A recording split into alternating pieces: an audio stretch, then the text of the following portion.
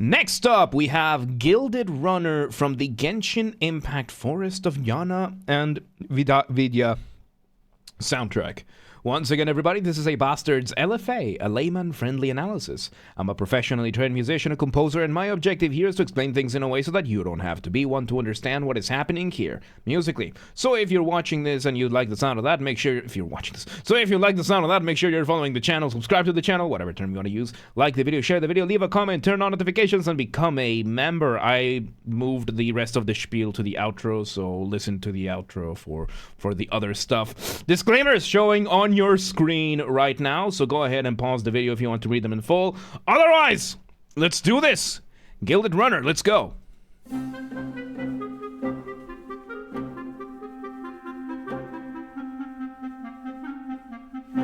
Okay, so we start with two main elements. We start with what sounds to be a clarinet, giving us a very lovely initial motif.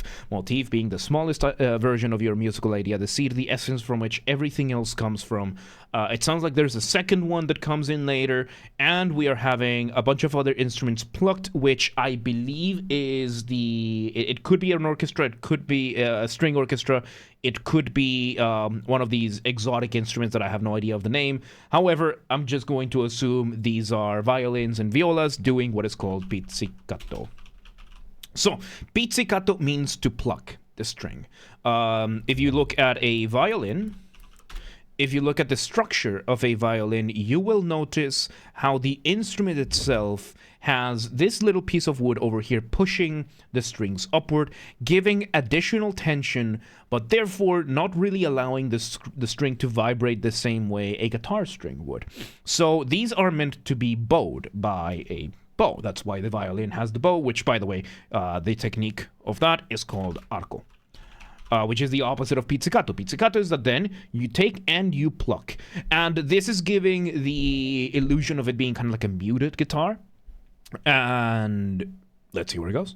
And the clarinet is doing staccato, by the way. Staccato. Staccato. Staccato, not staccati, staccato is these short burst. Kind of thing. Really, really cool. Let's see where it goes. Now we're doing the opposite of staccato, which is legato. Legato version of a sped up version of the motif, which would be a reduction. It's a little bit sped up. A reduction, reduced means it's sped up. And then we had a flute coming in, which I think might be doing the same motif. Let me go back a couple of seconds. Yep. We are holding a pedal note now with the clarinet, a pedal note or pedal tone with the clarinet, while the flute is engaging in what we would call canonic imitation. This could be a canon, but right now we're going to call it canonic imitation. So, canonic imitation comes from the concept of a canon. Canon is with one N, not the type that you shoot things from. It is in music the concept of a piece that repeats itself over and over again and builds upon itself. The most popular canon, of course, being row, row, row your boat, you know? But that kind of thing, which you can sing it with other people. Row, row, row your boat gently down the stream. So when you can have up to 4 people. When the first person sings up to gently down the stream to just continue singing. When the first person starts gently down the stream, second person starts. Second person starts gently down the stream. Third person starts from the top. Third person starts gently down the stream. Fourth person starts from the top. And you just repeat and repeat and repeat and repeat. And it gives you a canon. It's a very, very beautiful thing of this. And the concept of canonic imitation is that you have an instrument imitating the motif that the first instrument already did, or that a previous one did. In this case, we are engaging in canonic imitation by changing the instrumentation. We started with a clarinet, and now we are going to a flute. Baz, welcome today. How you doing? See where it goes. Some staccato with the... Ooh! A little bit of crescendo there. Oh my god. Okay, so for the first time in a very long time in this channel, I get to talk about a forte piano. So, in music, there is dynamic. dynamics, which is how quiet to how loud things get. This is represented by the letters P and F. P meaning piano, and F meaning forte. Piano being, and by the way, piano being soft, and then forte being loud.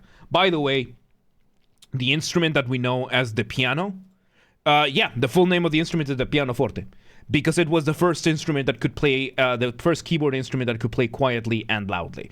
So, with this is going to be represented by, P being piano, then pianissimo, pianissimo for quiet, quieter, quieter, quieter, quieter, so on and so forth. Then you have the opposite side with forte, fortissimo, fortissimo, fortissimo, which means loud, louder, louder, louder, louder. Then you have the middle grounds, which is like mezzo piano, kind of quiet. You have mezzo forte, kind of loud. And then you have the interesting combinations. For example, just now, forte piano. Forte piano is a very interesting thing that you can do. This is what we heard over here. Bam. So we did a forte piano with a crescendo. So crescendo is to gradually increase the dynamic, how loud you are playing. The opposite of the crescendo being diminuendo or a decrescendo, depending on which school of philosophy you're talking about, right? So the forte piano being then crescendoed into maybe a mezzo forte gives you this really, really cool thing that we just had with the rest of the example. So yes, a FP means forte piano, which is the idea of going. So piano would be like going. You cannot hear it. Forte, you play it loudly, but forte piano, the regular piano does not have the capacity of doing this, but instruments like brass, like woodwinds, like strings, like violins, you can do this. And the point of it is, you have piano, pa, you have forte, pa, then you go forte piano, pa. It's that you strike hard, but you keep quiet. And then if you bring it gradually back up, you do a forte piano with a crescendo over to whatever other you have. So, bam, which is exactly what just happened. Let me hear it. So now we're bringing in. You can hear that forte piano with the crescendo with the rest of the ensemble. And now, yes, we are having the reduced version of the motif now being played by both instruments at the same time in what we would call a doubling. So we first introduced the clarinet, then we introduced the flute, and now we are doing a doubling, which is both of them at the same time. It seems we're doing some sort of odd time signature, which, just makes it sound unstable. Let's see where it goes.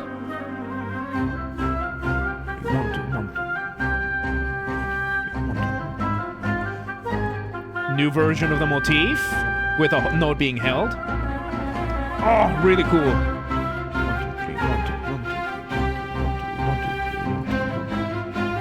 So yes, we are definitely doing an odd time signature over here, which very common in Eastern cultures to use this. It makes your music sound very unstable, very exotic, and it's just really cool. The Fibonacci sequence, right, we have that going on. That gacha money is going to good use. Genshin Impact, MiHoYo music, but especially Genshin Impact, is some of the best video game music to ever be written. Hands down. No questions asked. It is definitely, like, I am of the conspiracy theory that Genshin Impact is just MiHoYo's way of seeking an excuse to get unlimited money to make music, to make incredible music. Because all of these are recorded with live instruments, which is a very expensive thing to do. Even if you're in China and you're doing this with the Chinese prices, these are very expensive things to do. Like recording a 4-minute piece with an orchestra is very expensive because you have to bring professional musicians who are professionally trained, capable of just playing whatever you need, the way you need them to. You need to rent out the studio space. You need to bring the sound engineers, which for a production to the level of Genshin Impact, you need world-class sound engineers. People that are able to record a live ensemble such as an orchestra. That is like For every single one of those factors, you are adding an extra zero to that paycheck, to that total budget that you need. It is extremely expensive to do these kind of things. Like even in Hungary, there's the Budapest Film Orchestra.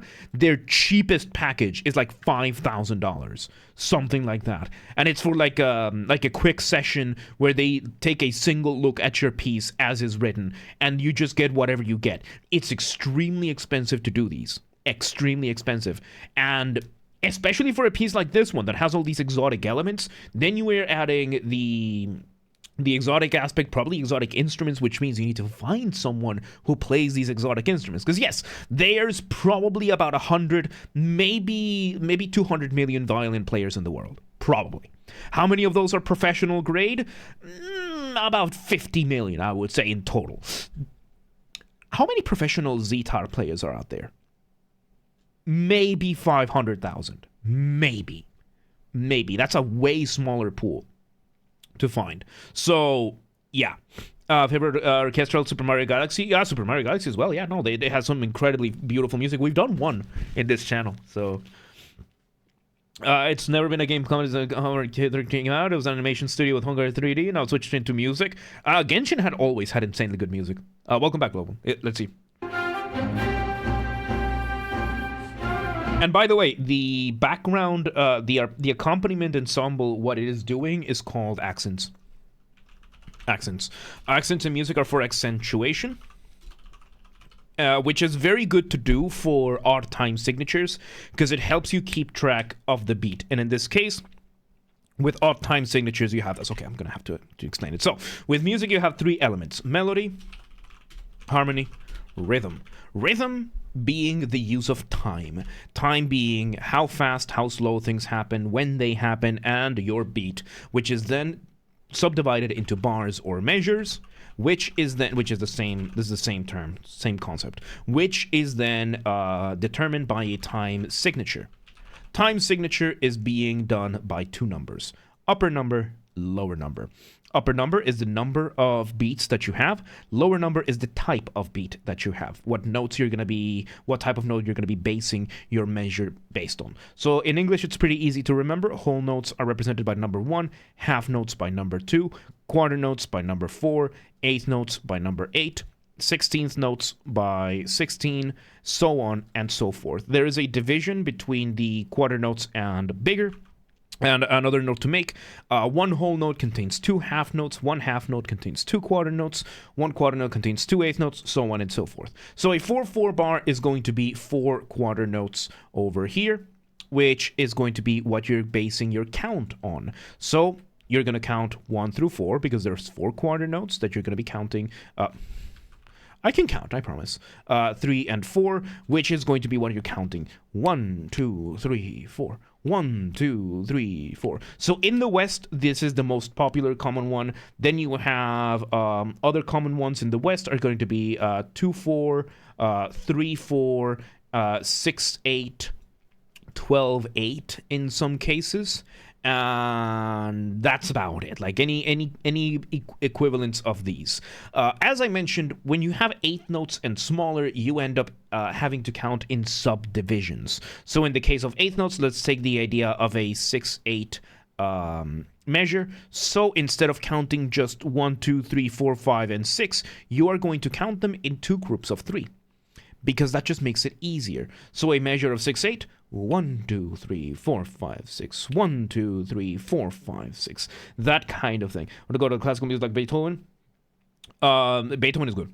How many fingers are you holding up? What are you asking me for? So 6/8, you're going to count something like that. Because then when we enter the realm of odd time signatures, it's a lot easier to do with eighth notes. Because yes, an odd time signature is something like a 5/4. Yes, you're just going to count 5 quarter notes, which is pretty easy.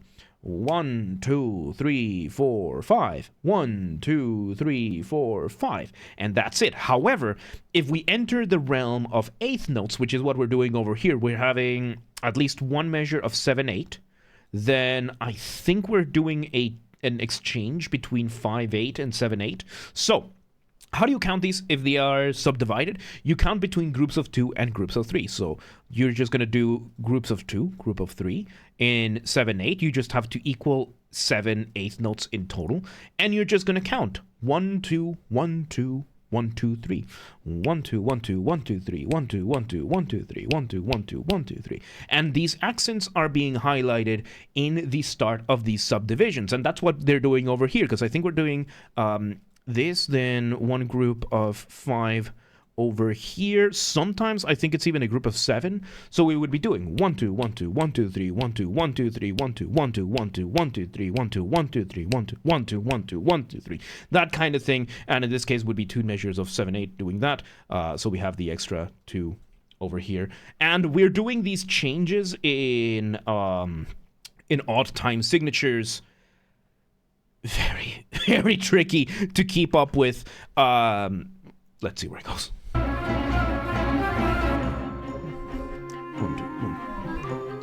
1 2 3 1 2 3 1 2 3 4 4 1 2 3. So yes, we're bringing the legato version of the motif back. This is using 1 1 2 3 5 8 13 21. Oh, so we are using the Fibonacci for this kind of thing. At the end of the day. Interesting. Which, yeah, it's really cool that you're doing that. Pretentious nonsense, because at the end of the day, the whole point of all of this notation is to communicate with your players, make things as simple as possible. If you in your mind come up with, oh, this is secretly the Fibonacci series and everything, just give your players the simplest version of it. You are going to be so much more liked by your players if you give them something simple to do. Because the simpler it is for your player to understand the music, the more the player can add to the music themselves. Because if you want a machine to play it, just get an emulator and that's it. Like, just get a virtual instrument and just plug it there and that's it. If you want that human element, you're going to need that human element, and the best way to do it is to communicate, because all of this notation over here, the purpose of it is to communicate with your players, and you want to keep things as simple as you possibly can. So let's see where this goes. We slowed down the motif a little bit.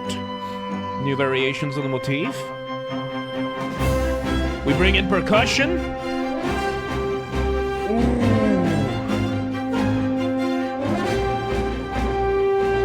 Okay, so now we are engaging in inversion. So, inversion in music, in the melody at least, inversion is when you take a melody, some sort of melodic shape, you grab that, and you flip it upside down. We have a keyboard now, so I can actually show you, right? So if we have this right here, this is our motif, right? And we invert it, well, now it's this.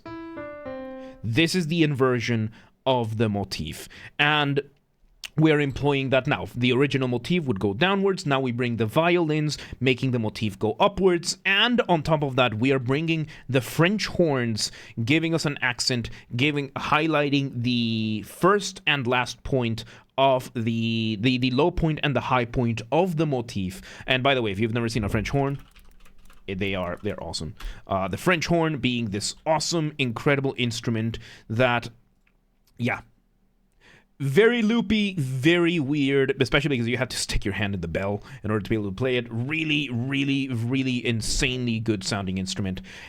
And now we have this. Let's see what it is. There we go. We bring the original motif back with the French horn still giving us that leap. Trumpets giving us some accents. And we are really employing those forte pianos. We are really employing those forte pianos with the crescendo.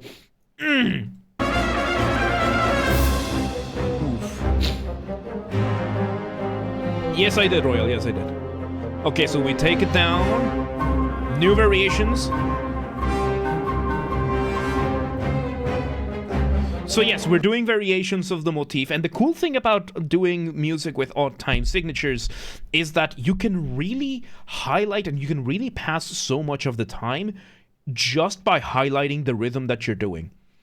And right now, what are we doing? We're now focusing a little bit more on the rhythmic side of it while still playing those motifs. Let's hear this. And every once in a while, we bring in some of the horns. So now we have, yeah, we had the clarinets, the lower clarinets with the lower strings, while we had the flutes now doing the rhythm, doing kind of like an inversion of the on the ensemble. Now let me go back a couple of seconds because we heard the percussion. There we go. We build up again, same as before. And yeah, every once in a while we just keep changing the odd time signatures. So the overall count is roughly still the same, but we are just changing, adding a little bit more here and there to give us a little bit of extra delay, a little bit of less, engaging in essentially what is just rhythmic displacement, because it's very easy for the mind of a listener to not be able to distinguish that well the difference between let's say we're doing 7 5 7 5 and okay, so we're doing this and these are all in 8, right? So 7 8 5 8 7 8 5 8 taka taka takita taka takita taka taka takita taka takita. And if we then sneak in a 7, then we have 3, then we have 7, then we bring in another 7. So we go from taka taka takita taka takita taka taka takita taka takita to taka taka takita takita taka taka takita taka taka takita. So it makes it, most people will have no idea what the difference is. But that gives you an opportunity, especially if you change the subdivisions around to obfuscate it a little bit more, and you decide, okay, we're gonna accentuate different points in the rhythm as opposed to before. So it complicates things a little bit, but it gives you this result, which just allows you to basically just repeat everything. And that's that. Mini, welcome today. No worries. We're oh shit, we need to continue this. Those runs are so cool. There we go. Go back to the original motif with some of these minor rhythmic. Those runs. So yes, you can hear those really, really fast, reduced version of the motif. That is what we would usually call a run. Like running. Yeah, because it's just a run of notes. Let's see where this goes. We bring in this. This is one of those Eastern flutes. No, this is a saxophone. I think it's a saxophone. We bring in the flutes. Alto sax, right? Yeah, alto sax. Nice, interesting, but it sounded Eastern. There we go, we're including now an Eastern string instrument. We bring back the original rhythm. Inverted version of the motif. And right now, you can hear how much higher it sounds because we're focusing on the flutes. We're focusing on that higher end of the sound, giving it a more uplifting feeling. We don't have the cellos and the basses holding this down. Now we're using the plucked instrument. Might have been a Z-tar. I'm not entirely sure. I'm gonna call it a Z-tar for simplicity's sake. But if you know what the plucked instrument was, let me know. So we're now using that one as the accents for the rhythm. With what else? Now we bring in the horns, but we're not really using that much in the lower end. Now we are. And we're seeing variation of the motif where we just hold some of the notes a little bit hard, a little bit more. Runs. Really cool. We're including more of the runs.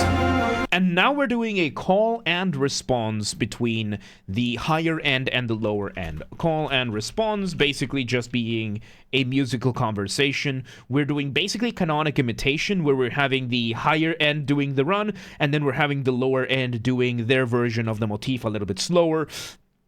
It results in this. Double run. We're accelerating the accents. Repeat it, and We delay with a little bit of rhythmic displacement. One last run, and there you go. What an interesting piece that was. A very good example of how to do odd time signatures and keeping things fresh. Because beat-wise, this was all held by just the changing of the time signatures. It kept things sounding,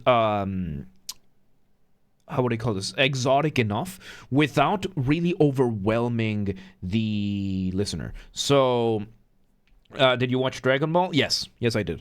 So, yeah, there you go. Gilded Runner from the Genshin Impact soundtrack. Incredible quality, really, really good craftsmanship. And yeah, I just really hope that the score for this was written as simply as possible.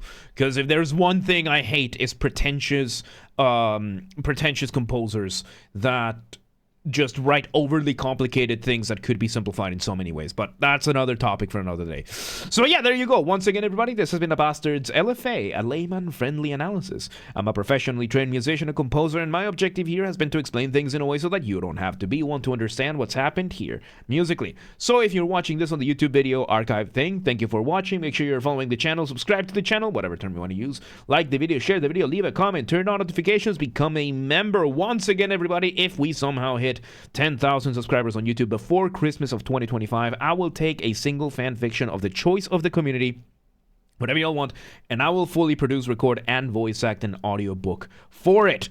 This has to be achieved through legitimate and honest means only. We do have a member on the community that have offered to do a Discord Nitro giveaway. If you want to contribute more to the hype, or if you have any ideas, let me know. Yes, legitimate and honest means only. No account duping, no buying followers, no botting, nothing like that. No rat behaviors. Go share the videos, the streams with your friends, with your families, with your family's friends, with your friends' families. Those are two distinct concepts, by the way. Use the hype function on YouTube. Hype my videos. I don't know how it works, but we have a group on the Discord that does, so go check it out. Link down below. Go coordinate with them. Artists!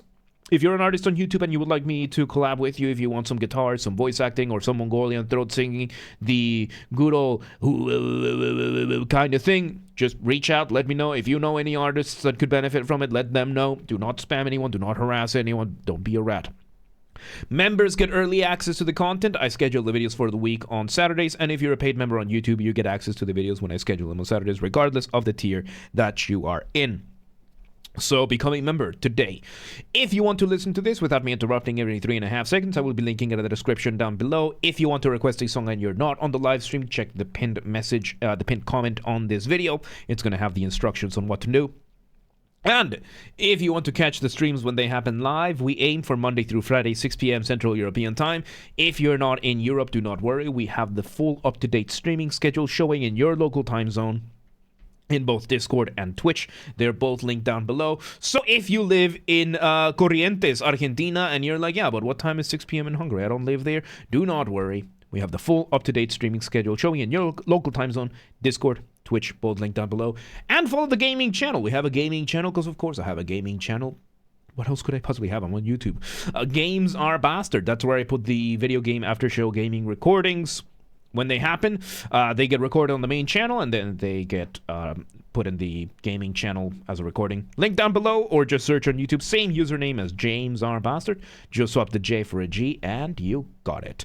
And yeah, there you go. Gilded Runner, Genshin Impact, insane music as usual. Really good stuff, really good stuff. But yeah, let's move on.